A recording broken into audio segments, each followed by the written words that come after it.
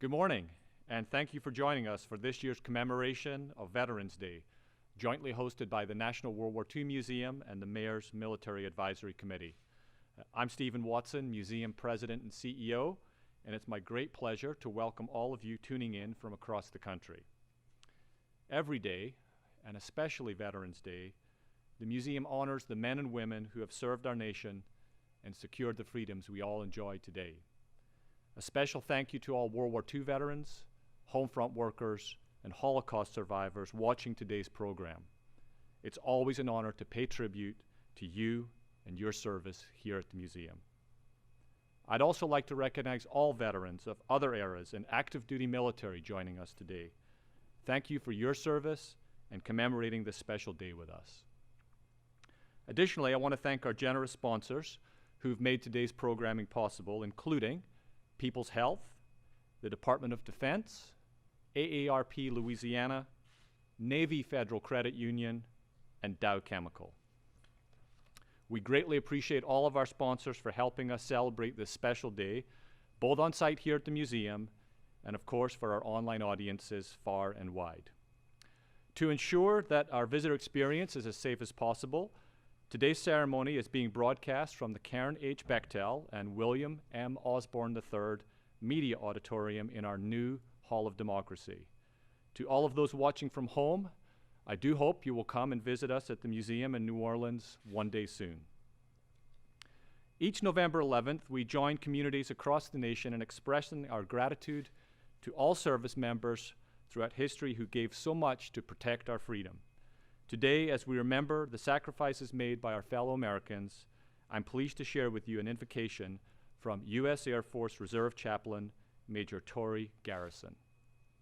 Hello, my name is Chaplain Major Torrey Garrison. I'm with the United States Air Force Reserve. Today, I come to you from the beautiful chapel here at Keesler Air Force Base near Biloxi, Mississippi. But I was thinking about something before we start our invocation. I wanted to draw attention to something. In our society right now, we are more divided than we've ever been before. It seems across any groups of people, there's division. In our media, there's division. And in our friends and our families, there seems like there's division. And I can't think of a better group of people to bring together, bring unity than our veterans. You all know if you're a veteran that either in battle or training or in your everyday life in the military, you need your brothers and sisters, no matter where they're from, no matter what they look like or what even that sometimes they smell like. We need each other. And I believe that we can come together as veterans and help heal this land. So if you don't mind, I invite you to pray with me in your way that you pray. I'll be praying in my way. So let's pray. Father, again, we love you and we thank you. We thank you for what you've given us. We thank you for this land. Father, but today we come to you just thanking you for our veterans. Thank you for the opportunity just to come before you. Lord, across our land has been divided, but we know that you are the healer. You are the ultimate healer, and you can bring everyone back together. And Father, I know that you will. Lord, there's our veterans today that need your help. We are dealing with all types of issues in our life, from PTSD, Father, to stress and anxiety. Lord, we know that you can bring that from us. So Lord, as I thank you today, I also ask you for your help in healing our veterans. But Father, there's so many of our veterans today that are watching this program that know you. And Lord, and I know that you will bless them. So Father, again, as we bring it back to you, thank you for this presentation. Thank you for what you're going to give us today. And thank you so much for our veterans. In your name I pray. Amen and amen. Thank you very much for allowing me to do the invocation. Thank you, Major Garrison. Always wise, inspiring, and uplifting words, especially meaningful during these challenging times. As the National World War II Museum, it's our responsibility to help ensure that all generations understand the price of freedom and are inspired by our country's legacy of service. We're pleased again to partner with the Mayor's Military Advisory Committee for this year's Veterans Day commemoration, and it's my pleasure to share with you brief remarks from Major General David Mize and the Mayor of New Orleans, the Honorable Latoya Cantrell. I'm retired Major General David Mize, Chairman of the Mayor's Military Advisory Committee, And on behalf of the Mayor's Military Advisory Committee, I'd like to add my welcome to all of you who are taking the time to view our virtual online celebration of Veterans Day 2020. Because of the terrible impacts of the coronavirus, it would have been easy to cancel our annual public celebration of Veterans Day this year. That celebration is normally held in the magnificent and appropriate Freedom Pavilion in the museum, where we are surrounded by an inspiring display of large military equipment and aircraft of all kinds. But gathering a large in-person crowd this year would have been irresponsible. We thank Stephen Watson and his museum staff for being innovative and going the extra mile to create a video celebration of Veterans Day and making sure we did not forget our veterans in 2020, even in these most challenging of times. I would like to add my appreciation for Sergeant Mayamura joining us today as our keynote speaker. To have a Medal of Honor winner and such a distinguished veteran participate in our ceremony really elevates our event. We're indebted in so many ways to this American hero and role model. It might be interesting to note that it's been just over 100 years that the fighting ended in World War I on the 11th hour of the 11th day of the 11th month. That momentous occasion sparked the establishment of this holiday, which was originally named Armistice Day. In the 1950s, the name of the celebration was changed to Veterans Day. The name was changed to broaden our celebration so that we could thank all U.S. veterans. We have always owed a great debt of gratitude to our veterans as you think about World War I, World War II, the Korean War, the Vietnam War, and the Cold War. But it's never been more appropriate or important to give American veterans our love and support than it is today. Let's consider what this newly minted generation of veterans have done for us. In Afghanistan, we have engaged in the longest war our country has ever fought, and that has been fought in some of the most rugged and inhospitable terrain in the world. The war on terrorism has been going on in particular ferocity since the 9/11 attacks on the United States. This has pitted our veterans against some of the most fanatical and ruthless opponents our military has ever faced. The constant combat operations required over the last 30 years in Iraq and Afghanistan have led to veterans being deployed to combat zones for 2, 3, 4, 5, 6, and sometimes even 7 times during the tenure of their time in the military. Only about 0.3%, that's 0.3% of the American population were serving on active duty at any given time during these past years. So our veterans were bearing the difficult burden of America's wars and fight against foreign terrorism almost alone. Other U.S. citizens have not been appreciably impacted by the difficult combat and extreme sacrifices that our veterans and their families have borne over the last 30 years.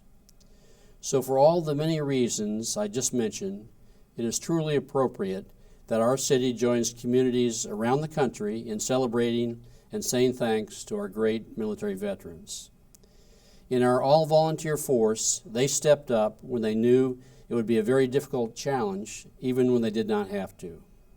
If this were a large crowd, I would ask those in attendance to give our veterans today a well-deserved big round of applause. But since that will not work this year, I would ask you instead to say thanks to all veterans you see during the Veterans Day holiday period. I have the honor today of introducing our next distinguished speaker, the Mayor of New Orleans, Latoya Cantrell. The mayor has several veterans in her family, and she understands the sacrifices that veterans have made and the pride they receive from their service. Since she has been mayor of New Orleans, she has never missed a Veterans Day or an Armed Forces Day event. So we are really appreciative of all the time she takes to honor those with military experience.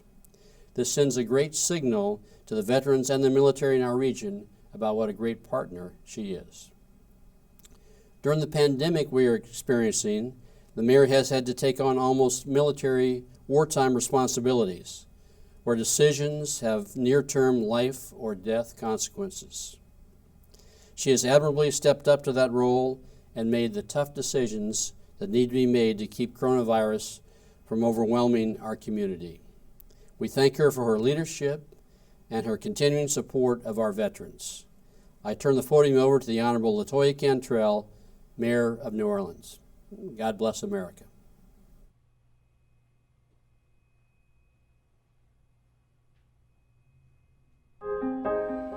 Thank you for continuing sacrifices that you have made during your service.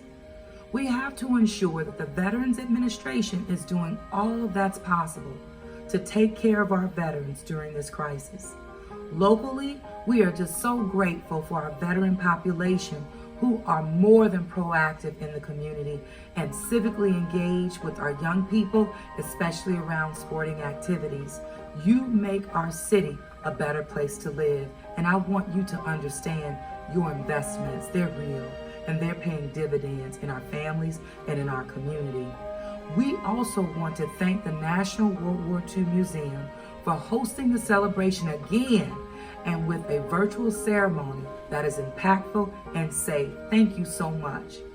So for all of these things, we honor and thank our veterans for making our life worth living.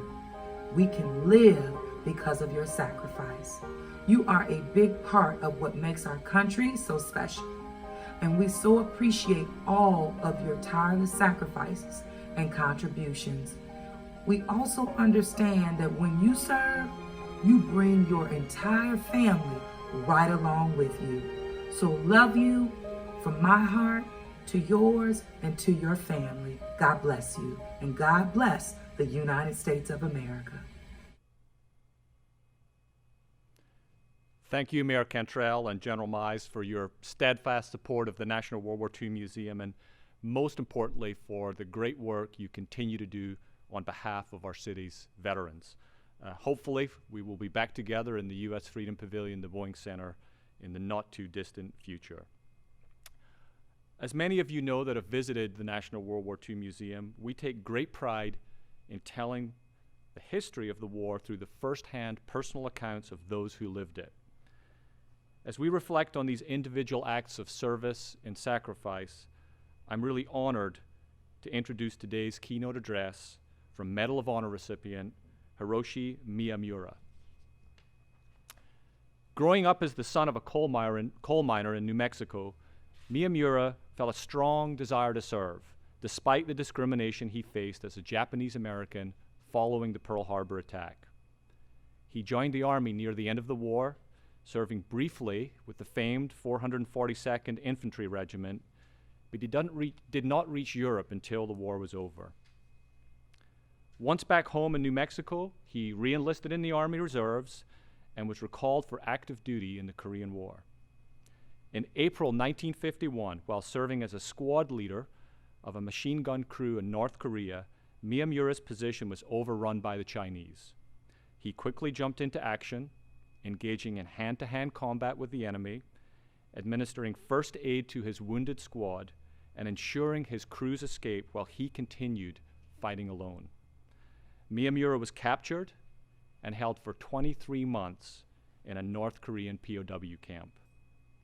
For his courageous actions, he was awarded the Medal of Honor, and for the first time ever, it was classified as top secret until his release in 1953. As we honor all veteran stories today, it is our distinct pleasure to have Staff Sergeant Hiroshi Miyamura share with us his personal experience.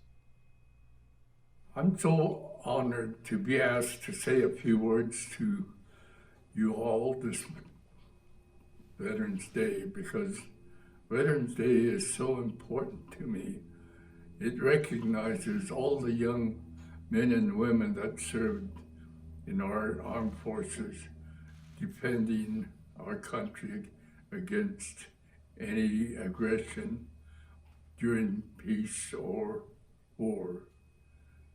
I remember that during my high school years, when I was a senior in high school, and Pearl Harbor plunged us into World War II, And being of Japanese ancestry, I didn't feel anything more than defending America, my country. And I was surprised when my classmates and I went to the recruiting officer to enlist in the service. And that's when I had a rude awakening. I was told that I was not an American citizen. I'm classified as an enemy alien. And that was such a shock to me because I grew up with all my friends being immigrants from all over the world because their parents came to Gallup. The father worked in the coal mine. And we all grew up knowing and learning each other's culture. So we consider ourselves American. And that was such a shock to me to find out that I was classified as an enemy alien and that I could not volunteer or could not be drafted for this war. So I had to go back, finish my schooling. And I had to wait till I turned 18. And I would like to say why I'm able to join or even be drafted now. I did not know that a battalion of Japanese American young men that served were born in Korea, in Hawaii, asked our government, the United States government, to let them prove themselves by going into battle. Our government, our country's government invited, well, not invited, but allowed these young men to form a battalion, and they called this battalion the 100th Battalion. And after they were sent to Camp McCoy, Wisconsin for basic training, they were sent overseas to the European theater. And there they distinguished themselves in battle and suffered heavy casualties. So our government asked our commander, the commander of the battalion in Italy, asked for more of these Nisei soldiers. So our government reclassified all of us Niseis that were born in America to be able to be drafted or enlisted. They reversed their decision again and reclassified us as A1, so we were allowed to be in the service. Well, on January the 13th, 1944, I received my draft notice to report for duty, and I was inducted in Fort Bliss, Texas, and was assigned a unit in Camp Landing, Florida, where there would be 2 companies of us Japanese American young men to take basic training. And upon finishing that training, we were sent to Camp Shelby, Mississippi, and assigned various companies in the regiment. And that regiment was called the 442nd Regimental Combat.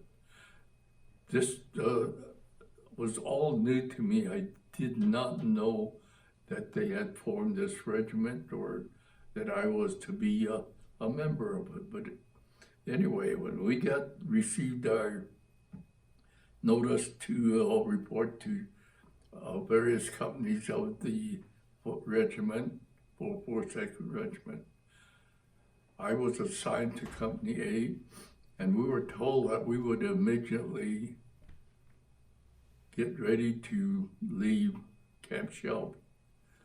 So So when that day came, we all boarded the train, and before the train pulled out of the station, 7 of us were called off of the train and told us that we would not be going because our government, the U.S. government, has passed a law that you had to be 19 years old to go overseas. So they left us 7 behind, reassigned us to various companies again that were just beginning a new training. So I was assigned to the 100th Battalion of the 442nd Regiment. Now this 100th Battalion is the same battalion that was formed in 1942 and went over to Italy at European theater and more or less proved their loyalty to America by earning so many medals during that battle, but they suffered so many casualties. Well, I was sent back again when the unit that I trained with, it was sent to, this time I left the station with the troops and we arrived at Fort Meade, Maryland, and we were told we were to undergo a couple months of training, which we underwent, and during the end of the training, we were all given a full field inspection and a physical. They said, we want to make sure you're okay when you go overseas. Well, during the physical, I was told by a colonel that examined me. He said, you have a hernia. Does it bother you? And I said, no, sir. Well, he said, we're going to be sending you back to Camp Shelby, and you report to the hospital there, and they'll take care of you. And that was it. I was stranded there at Fort Meade, Maryland, and the troops my buddies all left, boarded the ships at Norfolk, Virginia, and I was sent back to Camp Shelby, Mississippi. After the operation and all, I was assigned to another company that just finished basic training. So I was told to join them, and it was still the 100th Battalion. So this time I made it all the way through to Fort Meade, Maryland. We boarded the ship 5 days out of before we landed in Naples, Italy. We heard over the ship's loudspeaker that the war in Europe was over. So the rumors start flying. We would be turning around going to the Pacific. But we eventually landed in Naples, Italy, and we were told the 442 Regiment was processing prisoners of war in the middle of up north, around the middle of Italy, processing German prisoners of war, and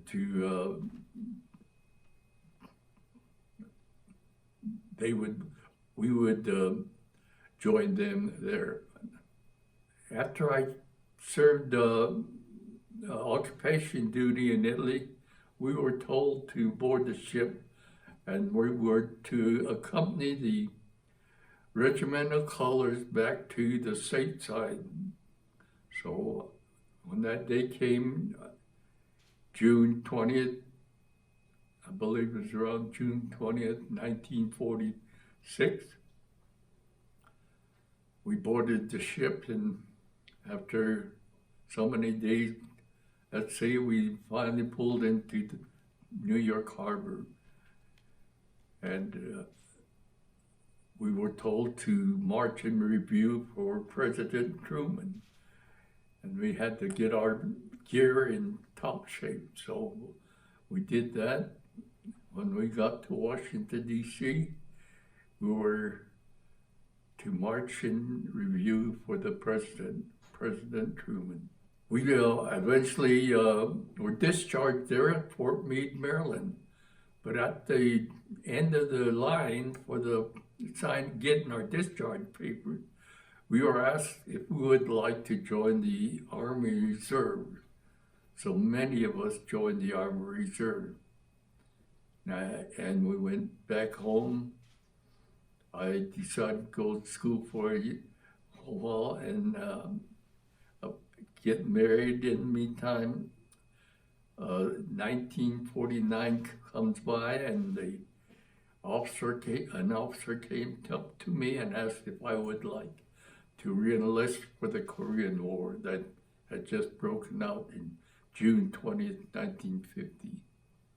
And this was a thing that I felt I should do. I joined the reserve again for another 3 years. And 1950 rolls around, and I was called back to duty in August of 1950. Given a 9 weeks refresher training, and was sent to Korea. And thereupon arriving in the island of Kyushu, Japan, I was told to report to Company H, 2nd Battalion of 7th Regiment of the 3rd Division. And that was where I experienced a new life in the military. My experience was, this was the first. I was to enter combat because we did not see combat. I did not see combat during World War II because of certain circumstances beyond my control. I did not have any combat experience. So when I arrived in Korea and we were sent to North Korea and experienced combat for the first time, I prayed to God that He would guide me during my time in Korea. And from that day on, I felt He was with me all through my experiences in Korea and kept me alive. And I was eventually promoted to a squad leader of the 1st Battalion Heavy Weapons Machine Gun Section. And I was in command of 14 men during that night of April 24th. And that's when we got involved with such a huge force of the enemy soldiers.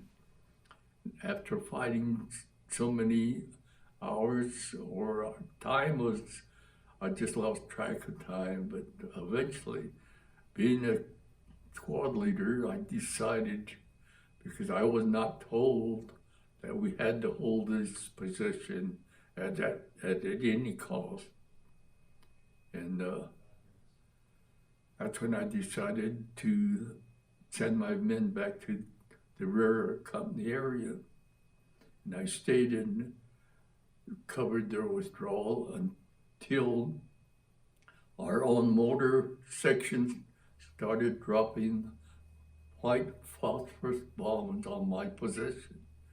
So that told me I had to get off that position.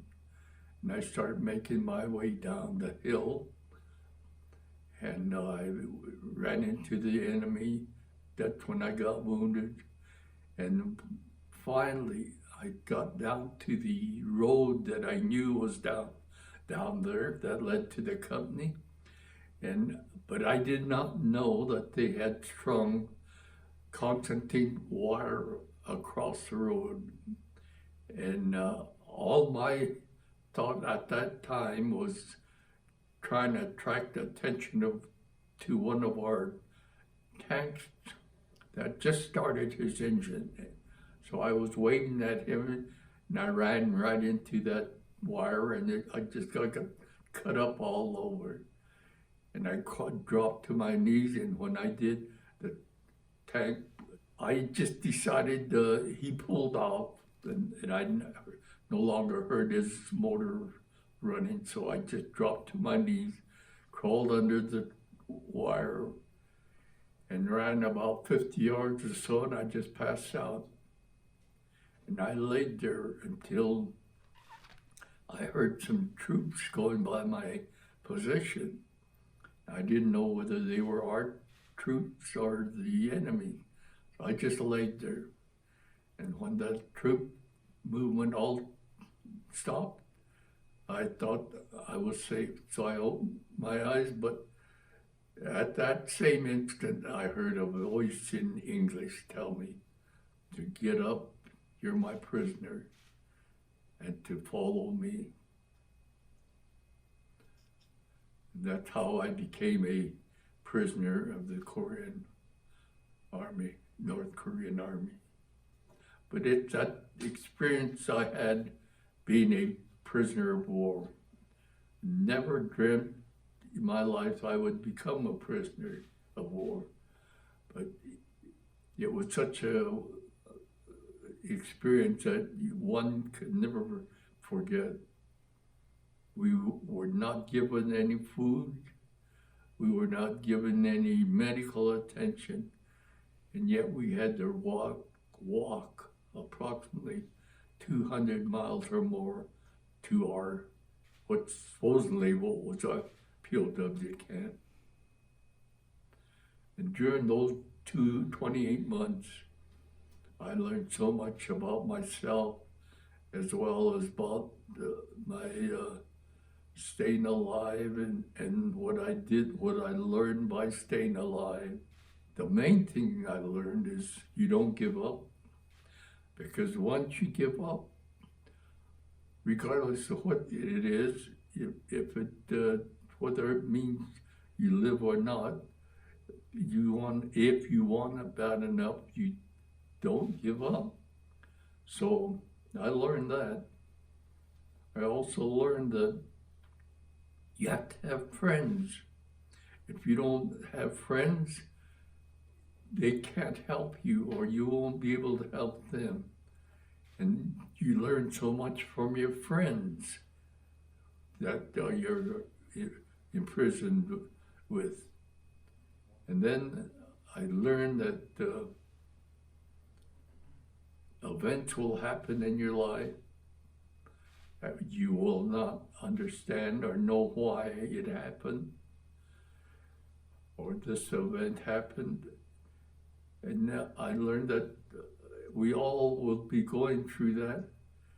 And usually these events that happen in your life are for the better.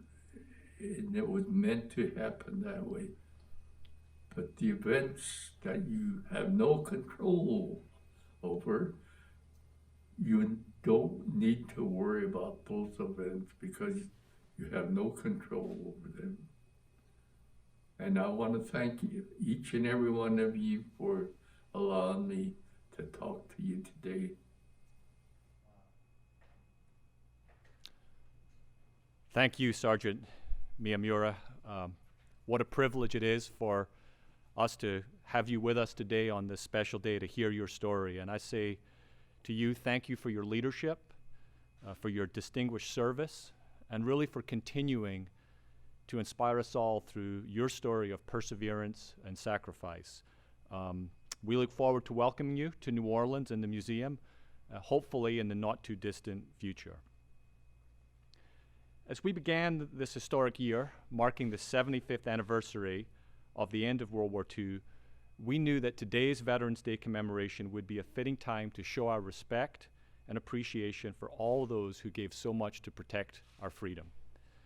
This past year, the museum wrote to our more than 200,000 charter members and Patriot Circle members, asking them to help us build a 75th anniversary Light of Remembrance candle, which would symbolize their commitment to shining a light even during these difficult times. Our members literally mailed back thousands of small pieces of wax, which were melted down and molded to form this giant candle to my left, a tribute to all of those who came together during World War II and sacrificed so much. As we reflect on the most recent COVID-19 crisis that has challenged all of us to unite in support of one another, we're reminded that the American spirit is once again shining brightly and helping us overcome new, unprecedented challenges through incredible acts of courage, sacrifice, initiative, leadership, service, and generosity. Today, as we light this calendar, we celebrate our nation's unity of purpose, paying tribute to America's great legacy of service and sacrifice. So hopefully this will go smoothly.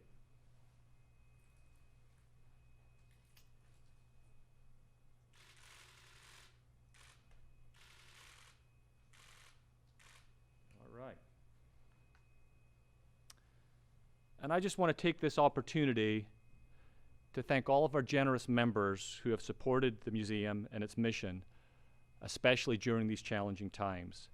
Your support has been and really continues to be an important part of what sustains our museum, our education programs, and you've been there for us during the good times and the difficult times, and we are humbled and appreciative of all that you have done these last 20 years to help this museum become the great museum that it is today.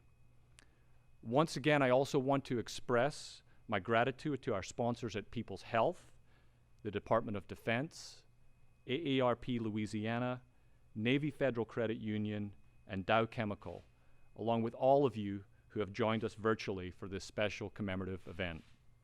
I hope you'll continue to engage with our online content throughout the day and beyond.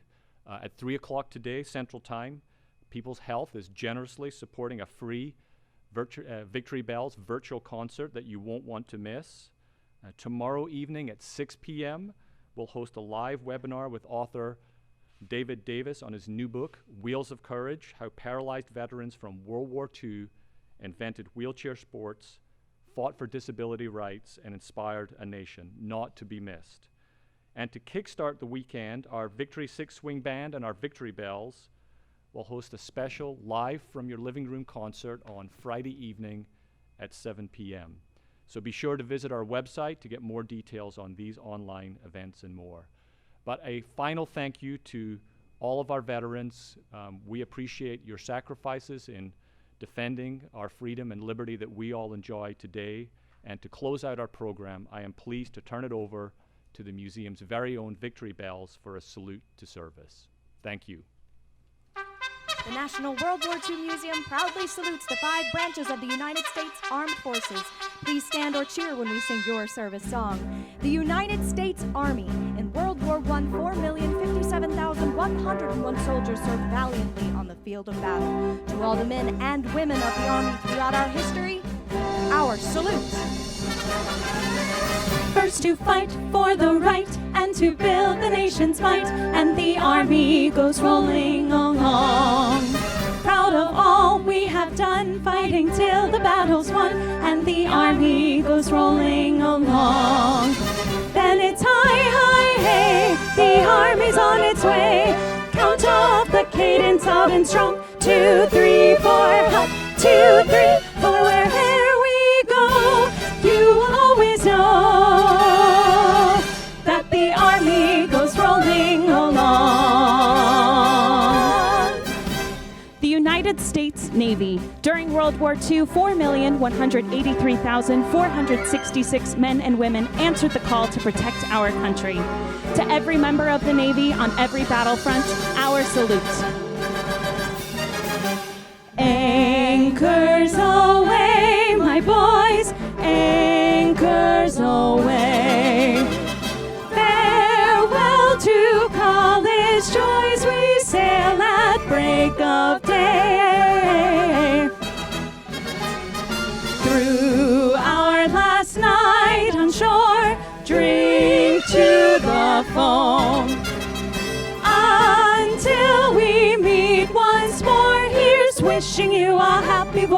home. The United States Coast Guard. During the Korean War, 44,143 members of the Coast Guard fought bravely for freedom's preservation. To the many generations of Coast Guard veterans, our salute. We're always ready for the call. We place our trust in thee. Through surf and storm and howling gale, high shall our purpose be. Semper Paratus is our guide, our fame and glory too. To fight, to save, or fight and die, I, Coast Guard, we're all for you. The United States Marines. In the Vietnam War, 794,000 Marines served their country with valor and honor. To every member of the Marine Corps who served in every conflict, we salute you. From the halls of Montezuma to the shores of Tripoli, we will fight our country's battles in the air, on land and sea. First to fight for right and freedom, and to keep our honor clean. We are proud to bear the title of United States Marine. The United States Air Force. During the Persian Gulf War, 50,751 men and women put their lives on the line for the defense of freedom. To all the Air Force pilots for their continued service, our gratitude and our salute. Off we go into the wild blue yonder, climbing high into the sun. Here they come, swinging to meet our thunder. Atom boys, give her the gun. Down we dive, spouting our flame from under. Off with one hell of a roar. We live in fame, or go down in flame, for nothing can stop the U.S. Air Force. Army, Navy, Coast Guard,